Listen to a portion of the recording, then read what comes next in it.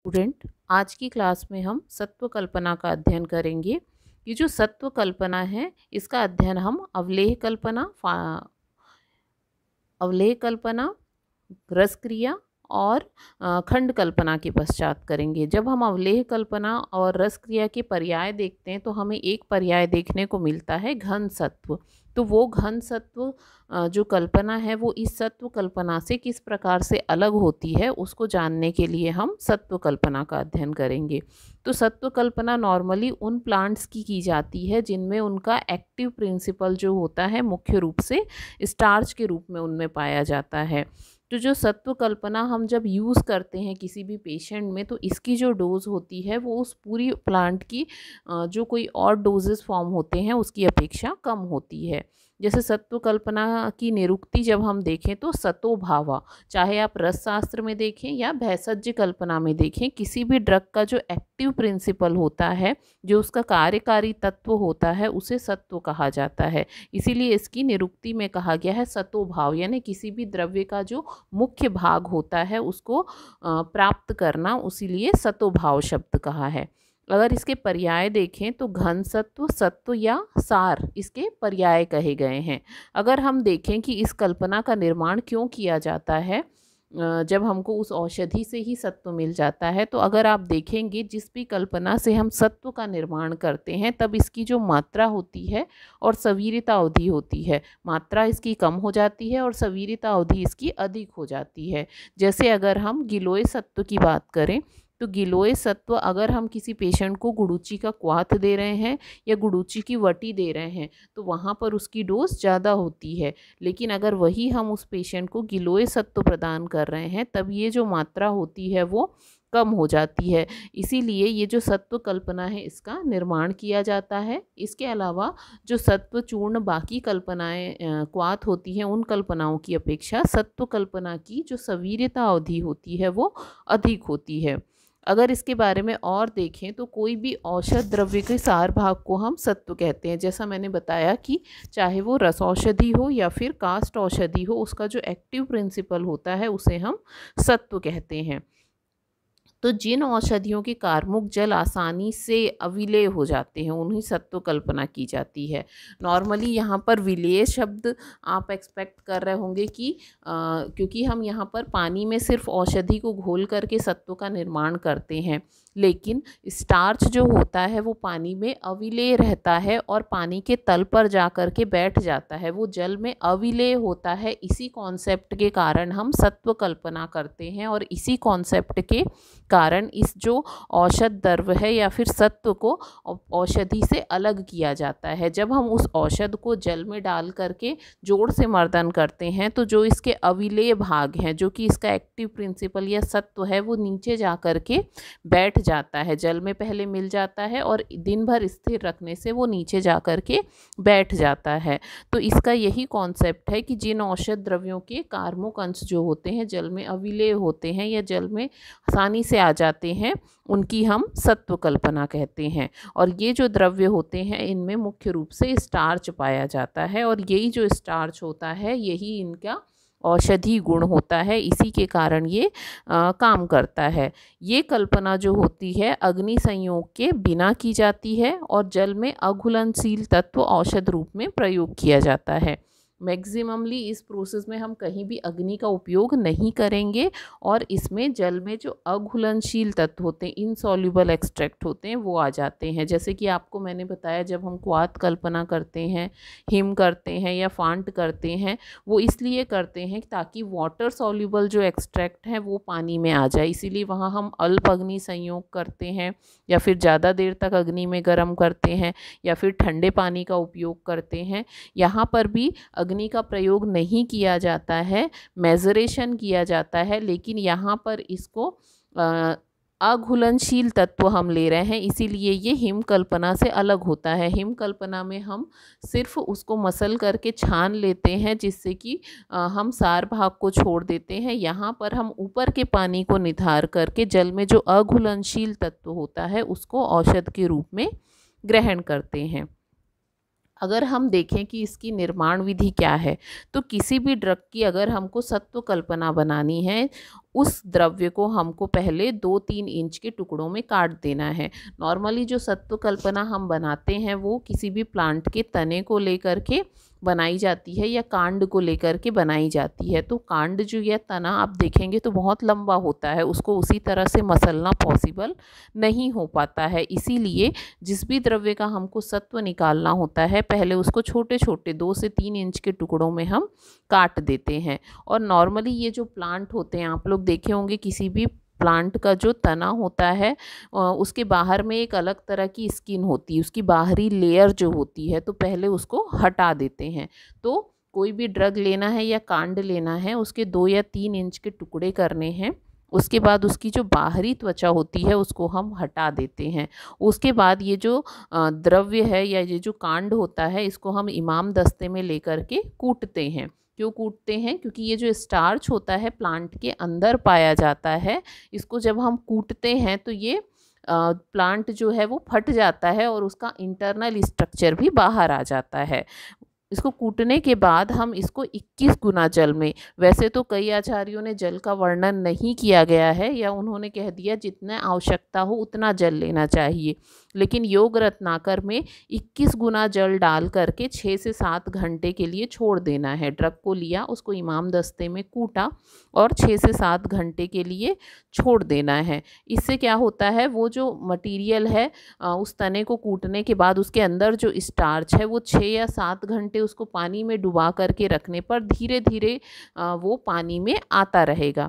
6 से 7 घंटे के बाद हमको इसको क्या करना है, थोड़े थोड़ा समय में, ये जो 6 से 7 घंटे का समय है इसमें हमको मेडिसिन को धीरे धीरे मसलते रहना चाहिए। मसलने से क्या होगा, जो पोर्शन जल के संपर्क में नहीं आ रहा है वो भी आ जाएगा और बचा हुआ स्टार्च भी पानी में निकल जाएगा। जब हमको ऐसा लगता है कि जो पूरा मटेरियल है, जो पूरा स्टार्च है वो पानी में आ गया है, तो हमको जो पानी में हमने क्या किया था, उस ड्रग को पूरा ही कूट करके डाला था। तो जो अतिरिक्त पार्ट है, जो रेशे हैं या फिर जो लकड़ी का पोर्शन होता है, उसको हमको बाहर निकाल देना चाहिए। क्यों? क्योंकि जो स्टार्च होता है वो पानी के संपर्क में आकर के नीचे जाके पात्र के तल में बैठ जाता है, और जो रेशे और कास्ट होते हैं जो कि पानी की अपेक्षा बोल सकते हैं उसके सरफेस टेंशन के कारण पानी के ऊपर तैरते रहते हैं, हम उन्हें निकाल करके बाहर कर लेते हैं और हमारा स्टार्च जो होता है जल के तल में बैठ जाता है। तो ये एकदम से जल के तल में जाके एक साथ नहीं बैठता, इनको बैठने के लिए समय लगता है। इसीलिए हम जब इसमें से कास्ट और रेशे निकाल देते हैं तो पानी को स्थिर होने के लिए हम एक स्थान पर रख देते हैं। दूसरे दिन जब हम आते हैं तो हम देखते हैं कि ऊपर का पानी आपको पूरा साफ दिखेगा और पात्र के तल में आपको जमा हुआ स्टार्च रहेगा। इसीलिए हमको क्या चाहिए, हमको स्टार्च चाहिए, तो हम ऊपर के जल को निथार करके निकाल देते हैं। अब नीचे में हमको पात्र के जल में जमा हुआ स्टार्च मिलेगा। तो ये जो स्टार्च होता है वो जल के संपर्क के कारण क्या रहता है, गीला रहता है, और हम जो स्टार्च यूज़ करते हैं या जो मेडिसिन रूप में स्टार्च हमको चाहिए वो शुष्क रहता है। तो बचे हुए जलीय अंश को उड़ाने के लिए हम या तो अग्नि का उपयोग करते हैं या फिर धूप में सुखा लेते हैं। तो मैक्सिमम टाइम हम धूप में इसको सुखा करके इसके जलीय अंश को वाष्पित कर लेते हैं और इसके बाद हमको पात्र के तल में सफ़ेद रंग का सत्व प्राप्त होता है। नॉर्मली जो स्टार्च का कलर होता है वो वाइट होता है, इसीलिए जितनी भी सत्व कल्पनाएं होती हैं वो वाइट कलर की होती हैं। लेकिन जिस भी प्लांट का हम यूज़ कर रहे हैं उसको कूटने के पश्चात ऐसा होता है कि उसका कुछ जो कलर का पोर्शन है वो इसमें आ जाता है। जैसे कि आप जब गिलोय का सत्व बनाएंगे तो आपको सफ़ेद तो दिखेगा ही, लेकिन उसमें उसका तना जो होता है वो हरा होने के कारण आपको ग्रेइश कलर, हल्का सा हरा कलर भी आपको दिख सकता है। मैक्सिमम केसेस में ये वाइट कलर का होता है। ठीक है, इसीलिए लिखा है हमने कि colour depend on material use for सत्तू फॉर्मेशन। सत्तू बनाने के लिए जिस पदार्थ का उपयोग किया जाता है इसका जो कलर होता है उसके ऊपर भी डिपेंड करता है, लेकिन क्योंकि स्टार्च का कलर वाइट है इसीलिए मैक्सिमम चांसेस वाइट कलर होने के हैं। ओनली 5% सत्व of total drug gain after procedure. हम जितनी मात्रा में भी ड्रग लें, लेकिन सत्व हमको बहुत कम मात्रा में मिलता है। इसीलिए ये जो प्रोसीजर है वो कम होते जा रहे हैं, क्योंकि इनमें मेडिसिन का जो गेन होता है वो नॉर्मल की अपेक्षा कम होता है 5%। तो 5% का मतलब ये है कि अगर मैं 100 ग्राम गुड़ूची का गिलोय सत्व बनाने की कोशिश करूं तो मेरे को मुश्किल से 5 ग्राम सत्व मिलेगा, ठीक है। या फिर अगर 1 किलो का करूं तो मेरे को 50 ग्राम मिलेगा। तो ऐसा इससे बनने वाली जो क्वांटिटी होती है बहुत कम मात्रा में मिलती है, इसीलिए ये प्रक्रियाओं का बहुत कम उपयोग किया जाता है या मशीनरी का यूज़ करके इनका फॉर्मेशन किया जाता है, ठीक है। एडल्ट्रेशन के चांसेस भी इसीलिए बढ़ जाते हैं कि आजकल आलू के स्टार्च में आप गुड़ूची के स्वरस की भावना दे दो तो आपको लगेगा कि वो गिलोय का सत्व है। तो इस प्रकार से ये सत्व कल्पना की फॉर्मेशन विधि है कि हमको जिस भी ड्रग का सत्व बनाना है तो हम इस प्रोसीजर को फॉलो करके उसका सत्व निर्माण कर सकते हैं। सत्व की मात्रा की बात की जाए तो इसकी मात्रा 500 mg टू 1 ग्राम होती है, ठीक है। 250 mg BD यानी 250 mg की मात्रा हम 2 बार करके दे सकते हैं। इसकी जो सवीरता अवधि होती है वो 3 से 4 साल तक होती है। इसके बाद हम देखेंगे हमारा जो मेन फोकस है सत्व कल्पना पढ़ने का, या सत्व कल्पना जब भी हम पढ़ते हैं या कोई हमसे क्वेश्चन करता है तो वो हमसे पूछता है गुड़ूची सत्व के बारे में, क्योंकि यही फेमस कल्पना है सत्व कल्पना की। तो अब हम देखेंगे गुड़ूची सत्व निर्माण। तो गुड़ूची सत्व निर्माण का अगर हम रेफरेंस देखें तो इसका जो ग्रंथाधार है वो है योग रत्नाकर। उन्होंने गुड़ूची सत्व का वर्णन जो है राजयक्षमा रोगाधिकार में कहा है। गुड़ूची सत्व जो होता है, गुड़ूची मुख्य रूप से रसायन का काम करता है और राजयक्षमा क्या होता है, यहाँ पर हमारे शरीर का बल क्षय हो जाता है, हमें रसायन की ज़रूरत होती है। इसके अलावा इसमें जितने भी पूर्व रूप पाए जाते हैं उन सभी को दूर करने में गुड़ूची सत्व समर्थ होता है। इसीलिए राजयक्षमा रोगाधिकार में योग रत्नाकर ने गुड़ूची सत्व का वर्णन किया है। अगर इसका ग्रंथ पाठ देखें तो गुड़ूची खंडसः कृत्वा कुटयित्वा सुमर्दयेत वस्त्रेण विधृतं तोयम स्त्रावयेत तत्सने सने शुद्धम शंख निभम चूर्णम एते सम्मिश्रियेत भिषक। गुड़ूची खंडसः कृत्वा, गुड़ूची को छोटे छोटे खंड या टुकड़ों में काट देते हैं। कुटयित्वा सुमर्दयेत, फिर उसको इमाम दस्ते में ले करके कूटते हैं या फिर मर्दन करते हैं। वस्त्रेण विधृतम, फिर उसको पानी में डाल करके मर्दन करते हैं। कुटयित्वा मीन्स कूटते हैं और सुमर्दयेत मीन्स उसको जल में डाल करके उसको मसलते हैं। वस्त्रेण विधृतम तोयम, तो कई जो आचार्य हैं उनका वर्णन है कि जो कास्ट और रेशे हम हाथ से अलग नहीं कर पाते हैं तो उस केस में हम उस पानी को अगर अच्छे से, बहुत अच्छे से मिक्स करें और कपड़े से छान दें तो जो स्टार्च होता है वो जल के साथ छन के दूसरे पात्र में चले जाता है और जो रेशे और कास्ट के पार्ट हैं वो अलग रह जाते हैं। तो इसीलिए आचार्य योग रत्नाकर ने वर्णन किया है वस्त्रेण विधृतम तोयम विधृतम, तो पहले कपड़े से छान लेते हैं, उसके बाद उसको स्थिर रख देते हैं। दूसरे दिन तोयम स्त्राव्येत तत् सने सने, नीचे स्टार्च बैठ जाता है, ऊपर में तोय यानी जल रहता है, जिसे स्त्राव्येत यानी स्त्रावण यानी बाहर निकालते हैं, सने सने यानी धीरे धीरे।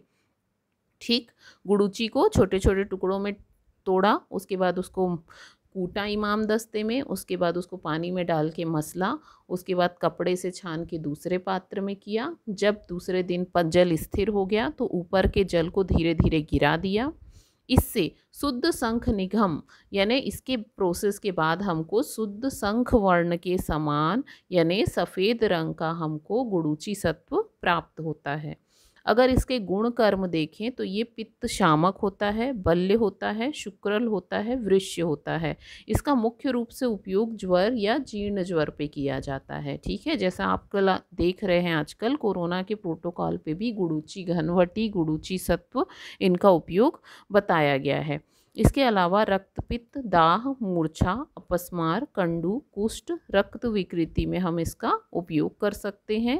क्योंकि शीत गुण है और पित्त शामक है तो मूत्रकृच्छ, मूत्र प्रदाह में भी इसका उपयोग कर सकते हैं।